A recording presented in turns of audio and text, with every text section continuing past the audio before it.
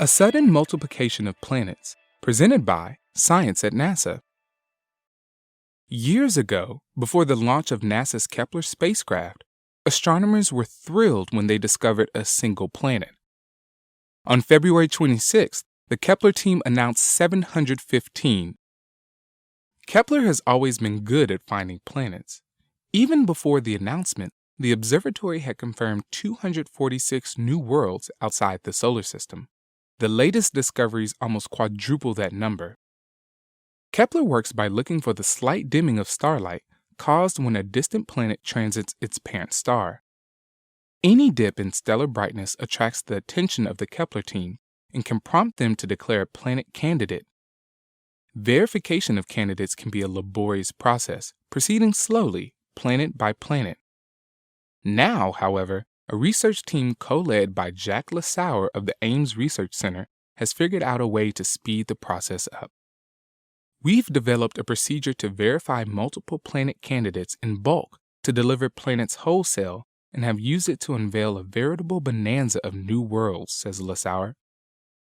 The technique is called verification by multiplicity, which relies in part on the logic of probability.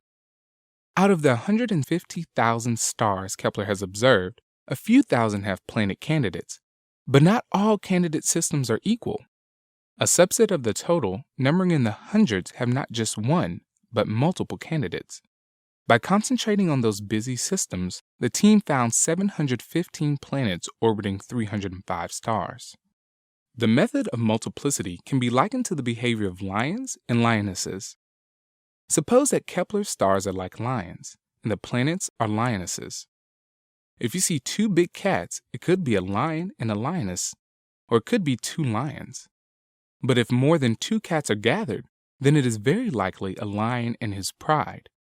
Thus, through multiplicity, the lionesses, or planets, can be reliably identified.